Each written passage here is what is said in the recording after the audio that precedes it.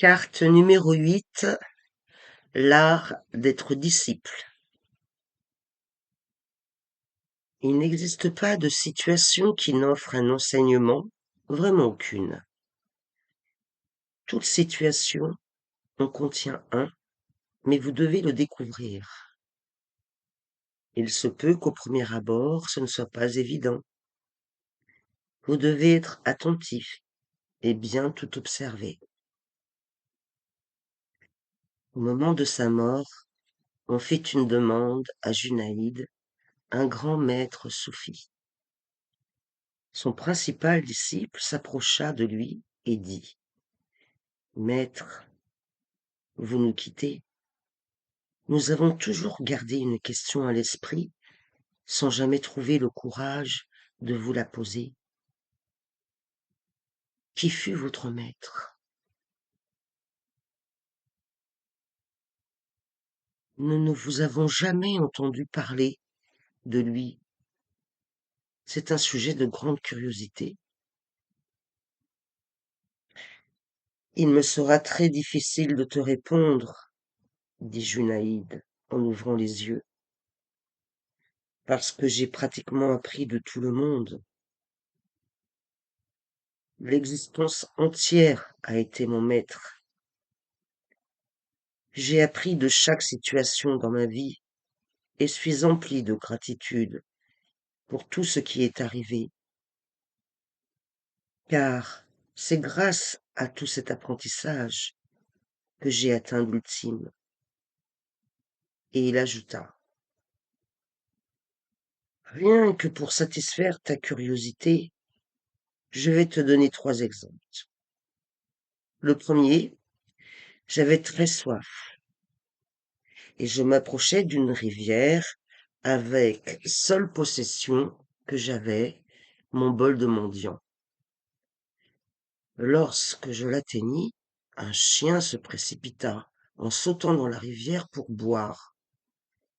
Je l'observai un instant, puis jetai mon bol de mendiant, car si un chien peut s'en passer, il est inutile. Moi aussi je sautai dans la rivière, et je bus toute l'eau que je voulais. Tout mon corps fut rafraîchi, puisque j'avais sauté dans la rivière. Je m'asseyai dans l'eau quelques instants, remerciai le chien, touchai ses pattes avec grand respect, car il m'avait enseigné une leçon. J'avais tout abandonné, toutes mes affaires, mais il me restait un certain attachement à ce bol de mendiant.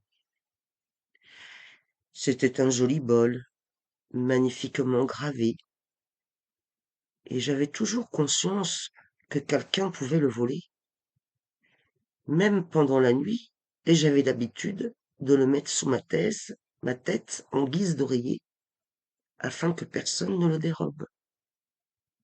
C'était mon dernier attachement, et le chien m'a aidé. C'était devenu clair. Si un chien peut se passer d'un bol de mendiant, je suis un homme. Pourquoi ne puis-je en faire autant? Ce chien a été l'un de mes maîtres. Le deuxième exemple. Je m'étais perdu dans une forêt, et le temps de trouver le village le plus proche, il était déjà minuit. Tout le monde dormait profondément. Je déambulais dans toute la ville à la recherche de quelqu'un encore debout pour qu'il m'abrite pour la nuit, jusqu'à ce que finalement je trouve un homme. Je lui ai dit: Il semble n'y avoir que 2 personnes réveillées dans cette ville, toi et moi. Peux-tu m'abriter pour la nuit? L'homme répondit: Je vois à ta robe que tu es un moine soufi. Le mot soufi vient de souf. Souf signifie de la laine, un habit de laine. Les soufis ont utilisé durant des siècles un habit de laine, d'où leur nom de soufi, en raison de leur habit. L'homme dit: Je vois que tu es un soufi, et cela m'embarrasse un peu de t'emmener chez moi. Je le voudrais vraiment, mais je dois te dire que je suis un voleur. Aimerais-tu être reçu par un voleur? Pendant un instant, Junaïd hésita. Écoute, dit le voleur, c'est mieux de te l'avoir dit. Tu as l'air d'hésiter. Le voleur le souhaite, mais le mystique hésite à entrer dans la maison d'un voleur, comme si le mystique était plus faible que le voleur. Je n'ai pas peur de toi, alors que je le devrais, car tu pourrais me transformer, tu pourrais changer toute ma vie. T'inviter est dangereux, mais je n'ai pas peur.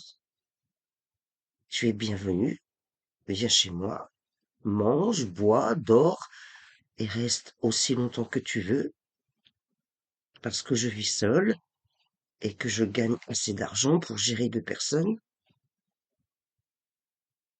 Ce serait vraiment intéressant de discuter avec toi de choses importantes, mais tu sembles hésiter. Junaïd prit conscience que c'était vrai. Il demanda à être pardonné. Il s'inclina aux pieds du voleur et dit: Oui, l'ancrage au cœur de mon propre être est encore très fragile. Tu es vraiment un homme fort, et j'aimerais venir chez toi, rester un peu plus longtemps, pas seulement cette nuit. Je voudrais moi-même devenir fort. Viens, dit le voleur. Il lui donna à manger, à boire, et l'aida à préparer son lit, puis il déclara: À présent, je vais partir. Je dois aller à mes affaires. Je reviendrai tôt le matin. Et il revint tôt le matin. Junaïd, lui demandant s'il avait eu du succès, il répondit que non, pas aujourd'hui, mais peut-être demain. Et ceci se répéta continuellement pendant 30 jours. Chaque nuit, le voleur sortait, et chaque matin, il revenait les mains vides. Mais il n'était jamais triste, jamais frustré, nul signe d'échec sur son visage. Toujours heureux, il disait: Ça ne fait rien, j'ai fait de mon mieux. Je n'ai rien pu trouver aujourd'hui, mais demain j'essaierai. Et si Dieu le veut, cela arrivera demain. Junaïd partit un mois plus tard, et pendant des années il essaya d'atteindre l'ultime sans succès. Mais à chaque fois qu'il voulait tout abandonner, il se souvenait du voleur, de son visage souriant, de ses paroles. Si Dieu le veut, ce qui n'est pas produit aujourd'hui se produira peut-être demain. Junaïd continua. Je me souviens de ce voleur comme l'un de mes plus grands maîtres. Sans lui, je ne serais pas ce que je suis. Et le troisième exemple. Alors que j'entrais dans un petit village, un jeune garçon portait une bougie allumée, se rendant sûrement au petit temple de la ville pour y déposer la bougie pour la nuit. Je lui demandai: Peux-tu me dire d'où vient la lumière? Tu as toi-même allumé la bougie. Tu dois donc l'avoir vue. Quelle est la source de la lumière? Le garçon se mit à rire et dit: Attends. Et il souffla la bougie devant Junaïd. Puis il dit: Tu as vu la lumière partir. Peux-tu me dire où elle est partie? Si tu peux me dire où elle est partie, je te dirai d'où elle est venue, parce que c'est le même endroit. Elle est retournée à sa source. Shunaïd ajouta: J'avais rencontré de grands philosophes, mais personne ne m'a rien dit d'aussi beau. Elle est repartie à sa source. Tout retourne finalement à sa source. En plus, l'enfant me fit prendre conscience de ma propre ignorance. J'avais voulu plaisanter avec lui, mais la plaisanterie s'était retournée contre moi. Il m'a montré que poser des questions idiotes, d'où vient la lumière, n'est pas malin. La lumière vient de nulle part, du néant, et elle retourne nulle part, au néant. Funaïd ajouta: Je me prosternai aux pieds de l'enfant, ce qui l'étonna. Il demanda pourquoi je me prosternais à ses pieds, et je lui répondis: Tu es mon maître, tu viens de m'enseigner quelque chose, tu m'as donné une grande leçon riche de compréhension. Depuis lors, je me suis mise à méditer sur le néant, et peu à peu, je pénétrais dans le néant. Maintenant, le moment final est arrivé. La chandelle va s'éteindre, la lumière va disparaître, et je sais où je vais, à la même source. Je me souviens de cet enfant avec gratitude. Je le vois encore, debout, devant moi, soufflant sur la bougie.